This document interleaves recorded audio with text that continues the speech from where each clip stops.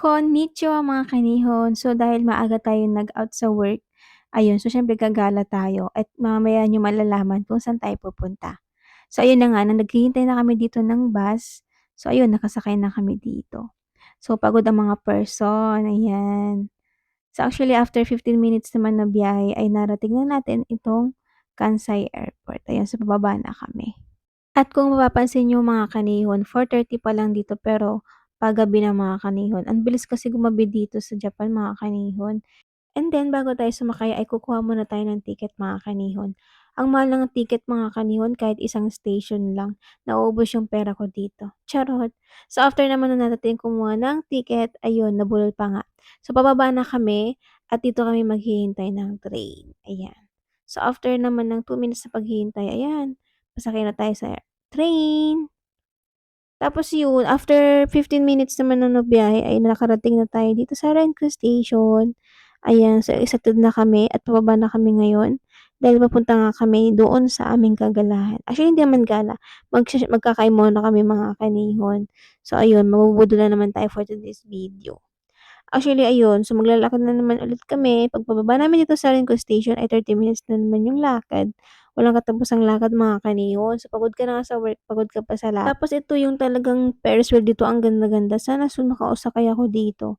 At dito nga pala kapag November 4 mga kanihon, may Matsura dito. So may mga festival dito na magaganap. So syempre Yasumi ko yun, buti na lang. So syempre hindi tayo papahuli mga kanihon.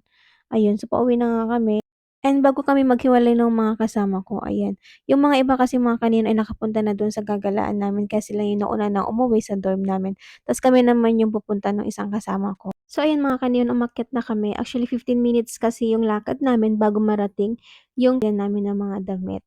So tapat lang daw kasi yun ng McDo. So yun yung ano namin, yung landmark namin. So ayun na nga at naglakad na kami. And then yun, sa wakas ay narating na namin 'tong, ayan, yung second street dito. Ayan, so papasok na kami mga kanihon. Tapos pagpasok mo, ito naman yung tatambad sa'yo dito. Napakadaming mga product dito mga kanihon, mga bags, sapatos, damit, pang-winter, mga clothes, mga ganyan. Ayun, so ito naman yung napili ko dito. Ang ganda kasi niyang mga kanihon, mukhang bago pa. Tas ito naman yung mga pang-top nila dito, ayan. So, mura lang siya mga kanihon, 500 yen lang yung mga iba diyan. And then hindi naman aabot ng 1,000 yen yung mga bags, ayan. So, may mga 200 yen din dito. Ayan, so yung mga sapatos dito guys. Ayun, so siyempre hindi ko na na-vlog yung pagbayad ko whatsoever yung paglalakad namin. So dito ko na lang iba-vlog sa dorm natin. So ayun, pagpasok mo yung kasama ko ay nag-aayos ng kanyang pinamili at ito naman yung mga nabili ko mga kaniyan. So ito naman 200 yen siya, ayan, parang square pad siya. Tapos ito naman yung pang-winter ko, so 900 yen siya. And then naman yung skirt, 500, and then yung mga top and boots na 1,900 lang siya. Tapos yung bag, 500 yen lang din yun. So, parang totally 4,000 yung nagastos ko. Kapag kinonvert mo yan sa peso, 1,500 lang naman lahat yan. So, mura na. Marami ka nang nabili. And then yun, branded pa mga kani. So, worth it naman.